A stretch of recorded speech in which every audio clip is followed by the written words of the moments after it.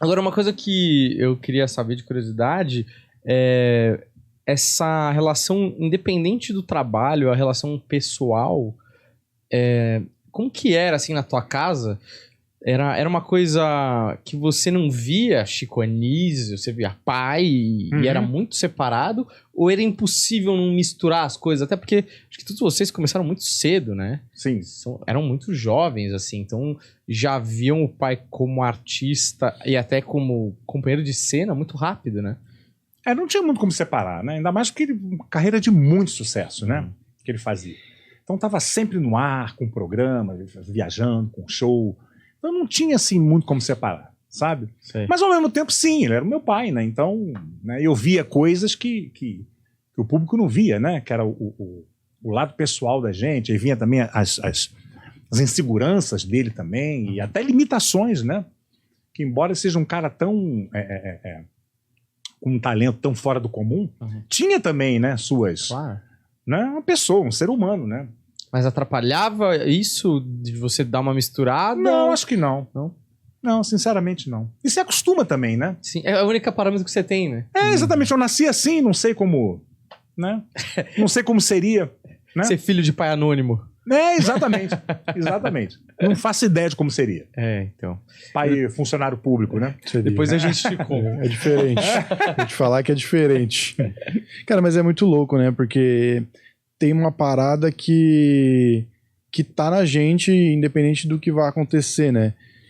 Eu tinha uma coisa da minha mãe que é uma parada que eu guardei, que ela sempre falava pra mim assim, eu nunca vou te negar um livro.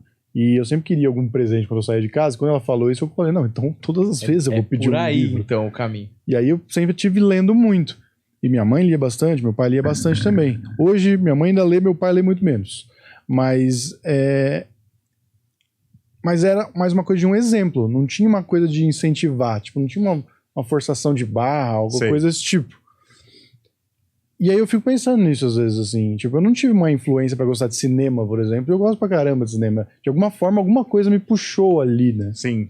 Tipo, Sim. Às vezes, imagino que mesmo se você não tivesse essa influência clara, estaria no seu caminho, né? Essa busca pela arte. Olha, bem possível, viu? Mas eu também já me perguntei várias vezes, se eu não tivesse nascido, né, nessa... Né, minha mãe era atriz também, né? O que será que eu teria feito, né? Eu acho que a influência foi muito importante, com certeza.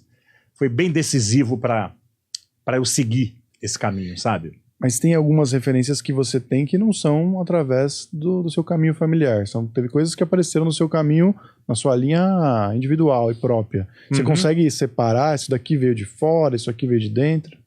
Olha, eu acho que sim. Eu acho que sim. Por exemplo, talvez se eu não tivesse seguido esse meio, esse ramo, provavelmente teria feito alguma coisa tipo psicanálise, psicologia, assim. Mas ao mesmo tempo eu fui muito mau aluno, eu fui um desastre na escola, né? E para fazer uma coisa dessa tem que estudar muito, né? E não sei se eu teria também essa disposição de encarar uma faculdade desse nível, sabe?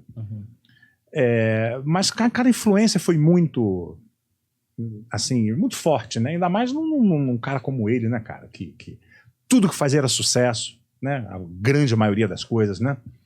E então o negócio estava muito entranhado ali, sabe? Você falou uma coisa que eu fiquei curioso, que eu fiquei pensando, que você falou que viu as inseguranças do seu pai.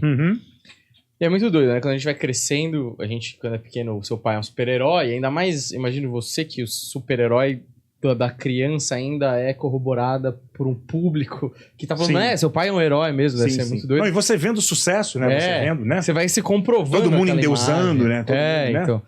E aí, chega uma hora, lógico, que você tá com uma consciência um pouco maior e tal, e você começa a ver, talvez, ali, as rachaduras que tem todo ser humano ali. Lógico. E você fala, caramba, puta, meu pai não é um super-herói, olha como ele tá inseguro aqui e tal. Eu não sei se você pode falar, assim, mas só pra exemplificar, que tipo de insegurança tinha o Chico Anísio que você falava, caramba, meu pai tá inseguro? Porque deve ser surpreendente em algum momento você falar, né? Que momento, assim, você teve uma situação, ou se você deu conta... de que insegurança ali que você bateu uma consciência em você, que ele não era tão assim de aço? Não, primeiro pelo ponto de vista pessoal, né?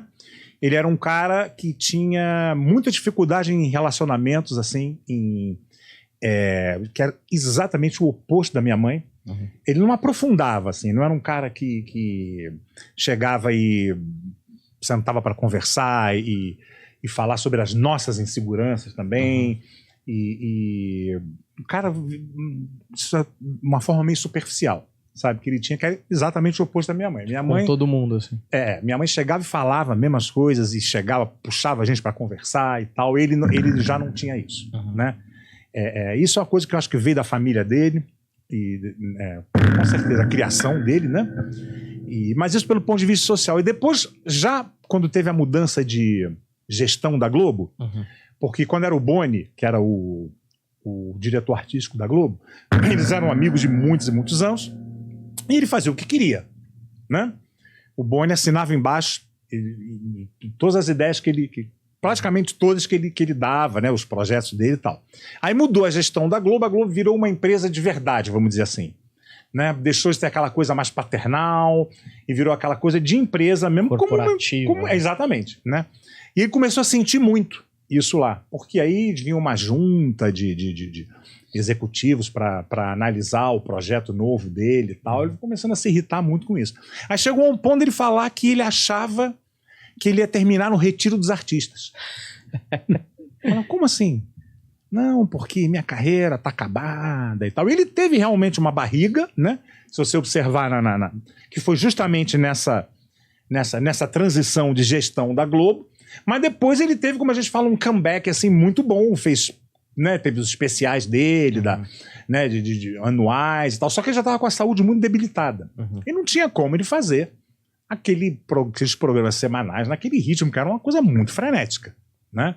Você tem um programa semanal com todos aqueles personagens onde você entra em todos os quadros, é uma figurino e no personagem. Ele falava uma coisa que tinha razão, assim, a maquiagem, ela desgasta muito, sabe, cara? Então ele gravava, o esquema era assim, ele gravava 3 vezes por semana e cada dia ele fazia 4 personagens, gravava 4 quadros de 3, 4 quadros, né? E essa troca de maquiagem se desgasta demais, né? E ele sempre como protagonista, né? Em cada quadro daquele, era um desgaste muito grande, né? Então não tinha como ele manter aquele ritmo já com efizema, já estava bem ferrado, assim, de saúde, né? Mas, pô, ele teve uma carreira assim, cara, nossa, espetacular, né? Teve gente que fala, teu pai não teve o reconhecimento merecido na Globo. Imagina, cara, ele trabalhou ali 50 anos como líder de audiência, com os programas sempre no horário nobre, né, se reinventando e sempre com muito sucesso, né? Agora teve realmente aquela barriga, né? Foram alguns anos, mas ele tinha esse papo de que quase dizendo que ia virar mendigo, quase nesse nível, sabe? Que desespero, né? Olha, mas se ele tem essa crise, então a gente tá tranquilo em pensar em ter esses problemas psicológicos. Né? E todos nós temos, né, cara? Esse ramo, cara, é muito louco, né? A gente não sabe amanhã, mês que vem, como é que vai ser.